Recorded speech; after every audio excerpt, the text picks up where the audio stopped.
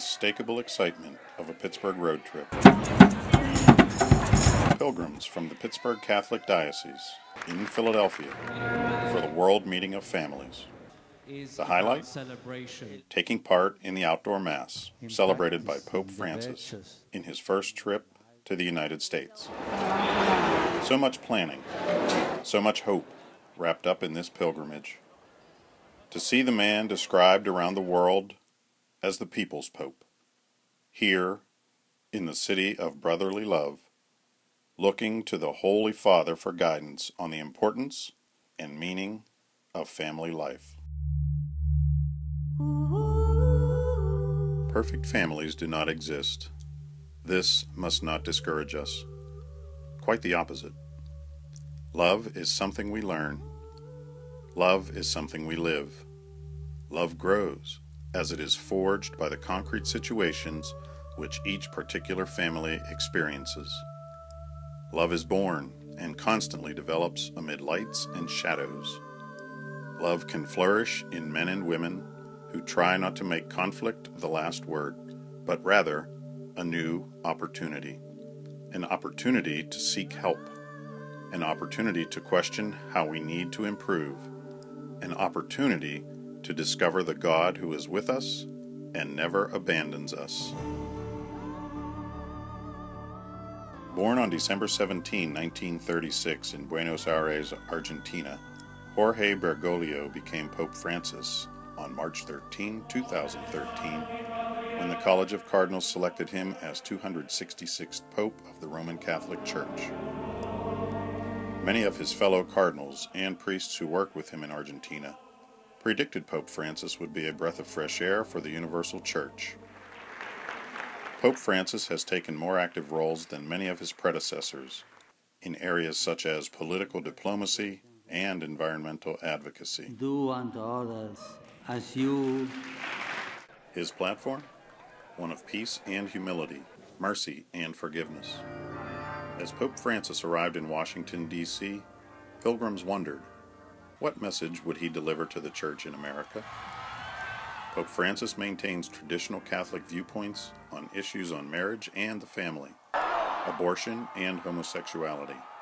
He preaches that the Catholic Church must remain open and welcoming with a focus on God's undying mercy, that we are all part of God's family. I feel like we have somebody who is one of us, and that means more than anything. He speaks to us in a way that has given us an understanding of what it means to just follow Jesus, to really be open and loving, being able to just proclaim the gospel by the way you look at somebody, by the way you smile, by the way you just tend to the cares of others. They do call him the People's Pope, and I agree with that completely. His willingness to go out and meet the people whom the Church serves as Vicar of Christ is an extreme example for us to follow. We are connected to Pope Francis, and I know that so many people from our 200 parishes said to me, when you see the Holy Father, just let him know that we support him and that we want to be loyal to him. We're one diocese out of the entire world, and we do draw our life from the leadership of Pope Francis, and I certainly try to model my own ministry after his. The World Meeting of Families was the reason Pope Francis agreed to come to America, but the Vatican organized other visits to Washington, D.C. and New York City before the Pope arrived in Philadelphia, giving millions of people a chance to catch a glimpse and be in the presence of the Holy Father. Among the jubilant pilgrims, groups of faithful Catholics from parishes throughout the Diocese of Pittsburgh, families, students, individuals. Thousands of people from western Pennsylvania traveled east, each with different life stories, careers, and vocations, united in their faith and the hope in this papal trip. And I think people see him living what he calls calling us to live, and I think that's what's causing a lot of people to have a second thought about, well, maybe I need to come back to faith, maybe I need to come back to God, and maybe even come back to the Catholic Church. So in all of that, it's because Pope Francis identifies with all of us in all of our personal struggles, because he recognizes he has them as well too. Our diocese is doing so much right now to try to really move and grow the church alive, to bring it into this just glorious kind of like filled with excitement to proclaim the Lord and to share the love and to serve everywhere that we are. The Pittsburgh Pilgrims started their week at the Philadelphia Convention Center for the World Meeting of Families, a gathering featuring speakers and events all geared toward the celebration and building of the family in a Catholic setting. In order to prepare for an event of this size, the city of Philadelphia took strong security precautions, bringing in extra police forces and government security agencies including Homeland Security, TSA, and the FBI. Gates and security checkpoints were installed to shut down streets in downtown Philadelphia in preparation for the Pope's arrival on Saturday morning. Created by Pope John Paul II in 1994, the World Meeting of Families addresses the critical role that the family plays in society and offers opportunities for families to discuss the challenges and blessings that all families face. The 2015 World Meeting of Families took place from September 22nd through the 25th and concluded with the Papal Visit to Philadelphia on September 26th and 27th.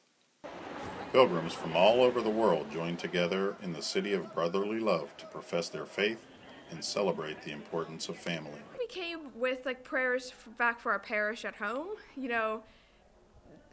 I'm sure there's everyone has I don't think we had a major thing. I guess it could be a grandparent or someone, but I feel like our family came as our parish. We had them on our shoulders and we were praying for them the whole time. It's always incredible to get a whole lot of Catholics together in one place, because I think it sort of galvanizes our commitment to our faith. So often when we live out in the world, we get criticized a lot. We experience different forms of anti-Catholic prejudice, and sometimes it can feel kind of alone. You can feel lonely or feel alone. So when everybody gets together, by the hundreds of thousands, I think it helps us to get a sense of the worldwide church, that there's really a lot of people in the world who have the same convictions that we do. And I think it just gives people a sense of strength and courage to go out in our culture, especially in America, and be strong witnesses of our faith and not be afraid to be who we are and to be confident in our convictions. With a lineup of dynamic speakers from all over the world, those in attendance celebrated the unity of the world's Catholic family. The events allowed for pilgrims to learn and then reflect, bringing richness to their own individual families. You had families that really wanted to celebrate the fact that they were family. And so everybody there was excited to really just celebrate family life and really to strengthen each other. It's hard to be a family. It's hard to raise a family today, especially Christian or Catholic. And so this was really a strengthening and a way for each family to sort of connect and to know that they're not alone, that we're all united together.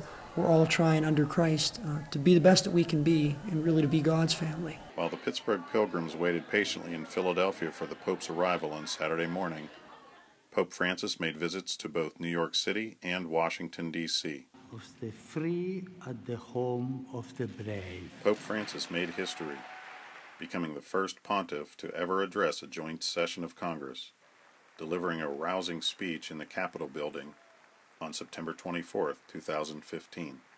Even when he talked about the controversial issues, Pope Francis received applause both inside and outside, encouraging all Americans to engage in open dialogue as a means for a unified democracy to help bring peace. When he got up to speak, not as a politician, not as a scientist. He got up to speak as a pastor, as a shepherd. But second of all, as a leader, he spoke what was in his heart, and he spoke it with a great deal of truth and honesty. At the same time, when he spoke it, he didn't say any of the things that he knows to be the truth from a standpoint of judgment, but rather as a point of challenge. Even when talking about negative issues in today's world, he's very happy and more what can we do to make it better, not to focus on the bad. But not discounting what was bad. It's very realistic on what's going on. The Holy Father asked lawmakers to tackle tough issues through a new lens, one of kindness, mercy, and understanding. Pittsburgh Congressman Mike Doyle says he thinks Pope Francis spoke as a pastor, as a father, not telling Congress how to legislate, but rather asking all Americans for a conversation. I mean, the Pope challenged all of us in our everyday lives, whether it's dialoguing with your wife or your children, or whether it's members of Congress, Democrats and Republicans, dialoguing with one another, that's important, and it's the way that we're going to get things done. So hopefully everybody was listening to that. In the 21 years that I've been here, I've heard lots of world leaders speak to joint sessions of Congress. This was by far not only the one I'll remember the most, but the most inspirational of any world leader I've heard speak in all the years I've been here. The Pope wants us all to challenge and think.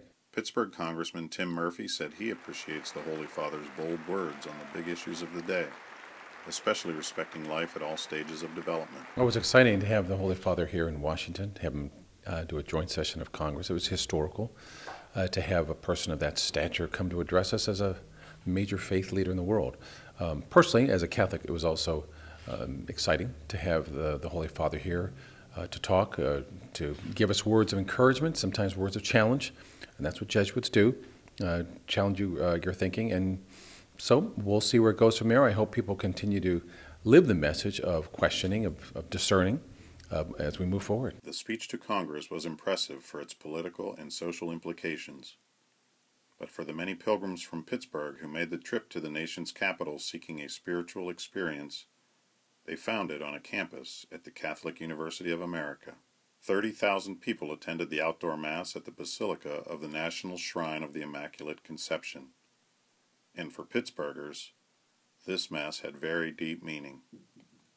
The Pope celebrated the canonization Mass for Junipero Serra, marking the first time a Catholic saint was canonized on U.S. soil. The spectacle, the sacredness, resonated with many worshipers from western Pennsylvania. I told my mom that I wanted to be a priest when we weren't Catholic, and I was 3 years old, and then I became a Catholic. God just put it in my heart. Oliver Tomsick and his mom joined the faithful, the standing room only multitude who flooded the 3.6-acre lawn of the National Basilica to witness the canonization. Junipero Serra, an 18th century Franciscan theologian, is credited with spreading Christianity along the West Coast and founding a mission in Baja California, and the first 9 of 21 Spanish missions in California, from San Diego to San Francisco. For Pittsburghers, the name Serra may be all too familiar. The Diocese of Pittsburgh's Serra Catholic High School in McKeesport, Pennsylvania, a half-hour drive from downtown Pittsburgh, is named for Junipero Serra and aims to educate young men and women in Catholic Franciscan tradition. It was beautiful, an incredible blessing to be here during the canonization of Junipero Serra and to hear our Holy Father call us all, members of the Church, to lives of service to the poor and finding joy in mercy and forgiveness. Those are the things that we treasure most in our school, and in a very special and profound way we can do that now. And so we're kicking off a year of celebration, and it's going to be celebration through service. So in some very new and profound ways we'll be doing that this year. Before leaving D.C., Pope Francis illustrated how the spirit of St. Junipero Serra lives on in America, visiting immigrant families served by Catholic Charities, helping meet their social service needs. Next, a whirlwind day and a half in New York City. Pope Francis, first leading a prayer service at St. Patrick's Cathedral, before speaking at the United Nations. The Pope also visited a Catholic school in Harlem and held an ecumenical prayer service at Ground Zero in Lower Manhattan. Before leaving New York, the Holy Father filled Madison Square Garden for the Papal Mass, where Francis offered prayers in many languages, in the city that is the melting pot of America. For the rest of the nations. Meantime, hundreds of Pittsburgh pilgrims spent their days participating at workshops and lectures at the World Meeting of Families in Philadelphia. They attended masses and meals, often with their local shepherd, Pittsburgh Bishop David Zubik, and their extended family of Catholics from around the world. In preparing for Pope Francis's arrival, the Diocese of Pittsburgh spread good cheer, by clothing and feeding the homeless in the streets of Philadelphia. We're not to exclude. We're to help welcome people in and be welcoming, be people of action. While many Pittsburghers enjoyed opportunities to spread their love and faith to the homeless community in hopes of changing or improving the lives of others, noticeable change occurred within the hearts of the pilgrims who made the journey with their own vocations and prayers in mind, many of which came in hopes of changing their own lives or the lives of those they love. I came here with my mom, and my mother, as I said, is 75, and she has stage 4 cancer, and is in the middle of chemo treatments, and she's like, we're coming to see the Pope. I'm like, okay, here we are, and we did. She's given up her cancer to God. She's like, here, you deal with this. We're going to go have fun, and we have been. She's living life, and I'm along for the ride. Everyone should get to do this with their mom. With a week spent at the World Meeting of Families preparing their hearts for the arrival of the Holy Father, the Diocese of Pittsburgh and the city of Philadelphia were finally ready. The Papal Parade on Saturday night gave Pittsburgh pilgrims their first glance of Pope Francis, as anticipation built for the closing Mass Sunday morning on the Benjamin Franklin Parkway. On the day of the Mass, some waited upwards of 10 hours just to be close to the Holy Father, to have the opportunity to receive communion consecrated by him. During the Our Father, where everybody was, like right beforehand, you still had people who were chatty or moving. Everybody stopped. And it was time for the entire group to say the Lord's Prayer, and it was wonderful. My marriage was a very exciting and beautiful day, but to be, I tear up a little bit, but to have the opportunity to assist in communion yesterday at the Papal Mass it topped my wedding day. It topped my wedding day, and my husband and I have been married 45 years, and this journey, this pilgrim journey, was our gift to one another as our 45th wedding anniversary. For this group of faithful Catholics, this trip proved to be more than just a week removed from the banality of their regular routine. More than a vacation, more than a retreat. Prayers were offered, silently and out loud. Friendships were forged. Faith was enlivened and spread, and not one pilgrim could say that they left Philadelphia without something gained. We've got to recognize the brokenness that's in us, and at the same time we have to be able to view the world not from our perspective, not from our wants and desires and our power and our prestige and our popularity, but look at it from the perspective of how we can be better servants to others. Saying yes to the pilgrimage of a lifetime was saying a yes to inevitable change. A positive change. A change of heart for some. A change in perspective for others, a change in their own faith story. I think it's, that we're to be messengers of mercy, that we're to start with our homes, our families. If you can't show love or forgiveness or mercy there, how can you show it anywhere else? But if there's anything I think he preached, and he's preached his whole papacy, it's to be disciples of mercy, people that show the love of God, that show the forgiveness of God to everybody that they meet. Whenever these Pittsburgh pilgrims look back on their journey to Philadelphia, their personal journey to see the man described as the people's pope, they will likely remember the Holy Father's call to serve all. I just really hope that the people that were here from Pittsburgh will go back and try to carry the spirit of this week back to the diocese and recognize how important the mission of families is to other families. I think families in general are really, really suffering today and really struggling, and we have an opportunity to take the energy that we experienced here and to bring hope and encouragement to families around us that are struggling, and I hope that we will do that. People were helping each other, people were being kind to each other, people were just thrilled to be with one another, with the Holy Father.